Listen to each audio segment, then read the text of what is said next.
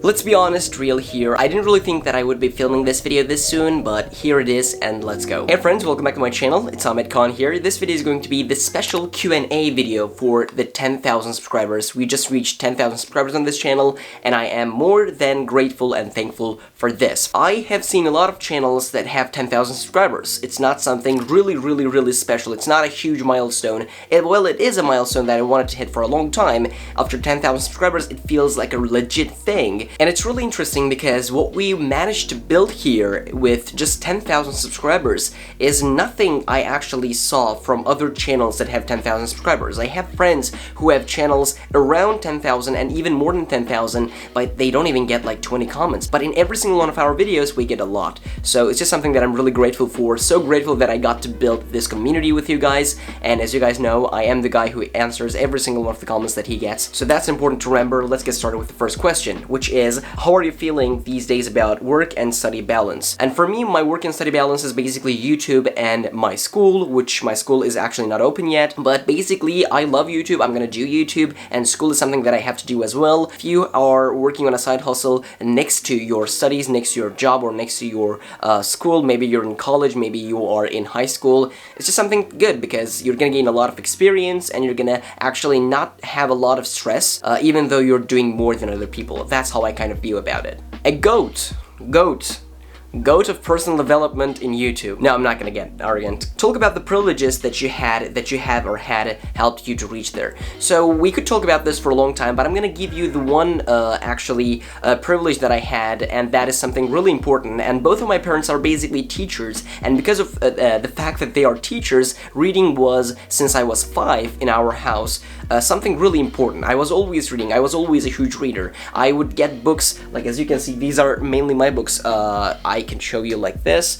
and as you guys know, when I film in the living room, there are so many books out there as well, and that's one of the privileges that I had. I grew up with books. I grew up reading a lot of books, and that really helped me to essentially just figure out what I wanted to do, figure out different opinions, to figure out different sides, and learn how to essentially be myself and every good stuff that actually comes with it. So that's one of the privileges that I had while I was growing up, and I still probably have that. Do you have an advice for new content creators? What were the most important actions to achieve 10,000 subscribers that fast? And I'm gonna give you 2 things that you have to essentially work on. The first thing is, absolutely, you have to create content, and your content has to be good. Your content has to be something that you are proud of, and that is really important. And the second thing that a lot of YouTubers actually miss is basically you have to create a community. What a beautiful country Turkey is. Well, this is not a question, but I wanted to put that in because it's true. It's true. What's your thoughts about happiness and what makes you smile? So what I think is we have to take money out of that pedestal and put happiness to that pedestal. This is something that Gary Vee talks about a lot,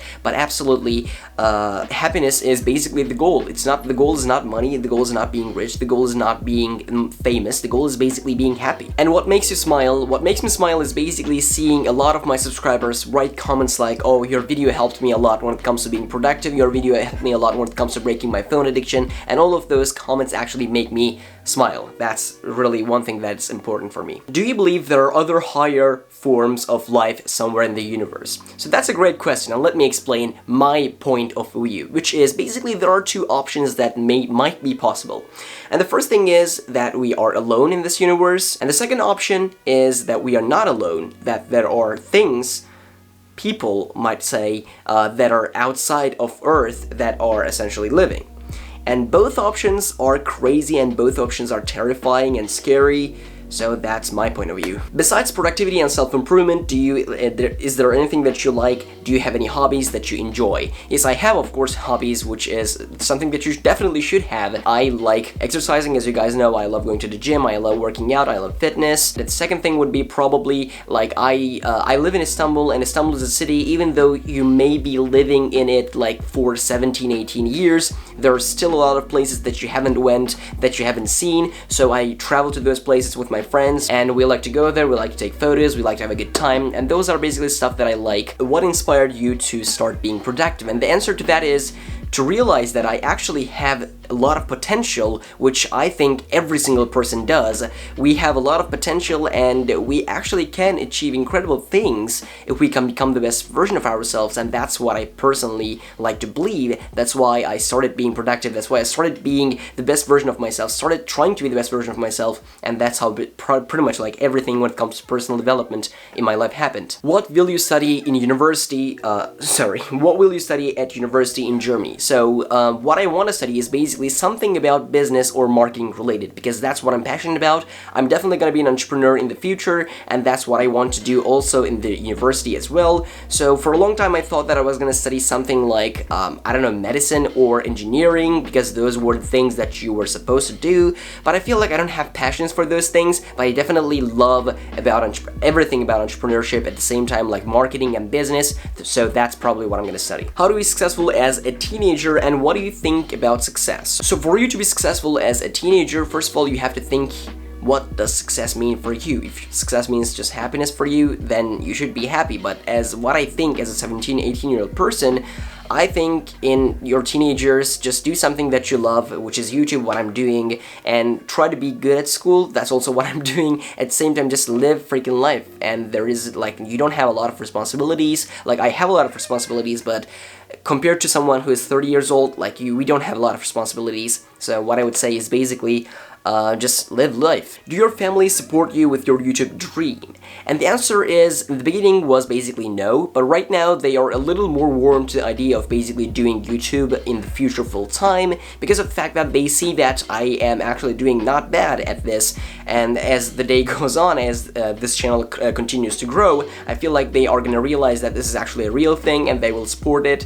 But at this point, like, they're not trying to make me avoid this. They're just like, I do whatever you want, but that's kind of a waste of time. So I respectfully do not much listen to them about this topic. How to become an entrepreneur for a teenager? In order for you to become an entrepreneur, you have to build a business, and that's just the way it is. Your views on the recent crisis in Afghanistan? Guys, it's just heartbreaking. I mean, I am not really much informed about this topic. I just watched a couple of videos, I listened to a couple of people about this, but it's just, you know, heartbreaking when you see those people who are trying to climb to the planes, and when they fall off, when the plane takes off, it's just heartbreaking, man. I mean, you guys understand it. It's just really heartbreaking. Have you ever been to Pakistan? No, I haven't. Maybe in the future, though. The fact that there is a 70% chance that the person who commented this is a guy is also heartbreaking. Ahmed, my questions: what does the future hold for you? What do you do for fun? How do you maintain your high energy? I maintain my high energy because it's my personality. It's just what I do. It's just who I am. And what I do for fun: I go out with my friends. I visit different places in Istanbul, and that's kind of what I do for fun. I also go to the gym and do that stuff as well.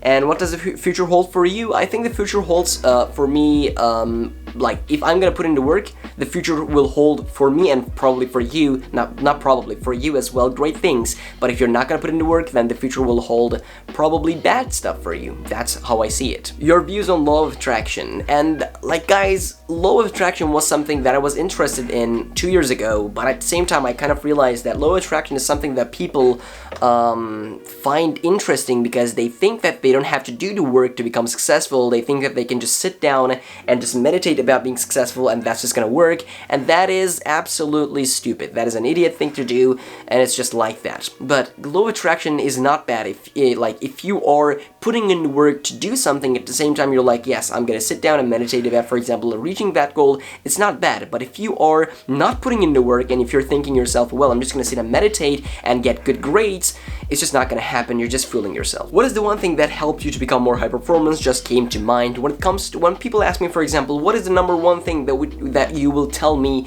about being high performance? And the answer to that question is basically high performance routine, guys. You can build, and you should build different routines for yourself. This may be a morning routine, an evening routine, after school routine, before school routine, whatever that is. High performance routines are keys to becoming a high performer. How do I motivate myself to get involved with things like extracurricular activities? And that's a pretty good question, and my answer to that is going to be basically two different things that you have to work on. And the first thing is, first of all, the reason why I'm involved in so many extracurricular activities is because of the fact that I basically enjoy them. If you enjoy playing playing a game, playing a video game, then you're gonna do it. You don't need any other reason to do that. I enjoy this, so I do that. At the same time, different extracurricular activities like public speaking, speaking in front of a lot of people, those are things that will get you out of your comfort zone, which means they will make you grow. That's the second reason why I do that. So enjoy what you're doing at the same time. Do stuff that will essentially get you out of your comfort zone to grow you as a person. Those are two things. And this is the last question that I actually left here because it is actually a really important one and I want to address this question for a long time, so let's just read it through. The thing that I'm really interested in is basically do your thing, do what you're passionate about, because this is your life, this is not their life. At the same time, do not listen to them respectfully. For example, YouTube, my parents do not know much about YouTube. They just know that I'm making videos, I'm editing videos, and I'm uploading them to YouTube. They don't know much about that. So I don't really take their advice on YouTube because they don't know about this. But when it comes to other stuff, they will be able to advise me because they know much better than me about that topic. But just know the people who you should be taking advice from, and that's really important. For example, if you don't strive for your goals, if you don't actually try to achieve your goals and you just leave for what your parents are actually thinking for you to do, then in the next 20, 30 years, when you look back and say, when the time is already gone, you're gonna feel a lot of regret and you're gonna tell yourself, like, why didn't I do my own thing? Why did I just listen to what other people say? And one thing that I realized from successful people is basically successful people do not let other people choose their future for them, and that's one thing that I want to basically tell you guys. So thank you so much for watching this video, I really appreciate it, and I will see you guys in the next one. Probably we're gonna do another Q&A when we reach 25,000 subscribers. That's basically it. I'll see you in the next one.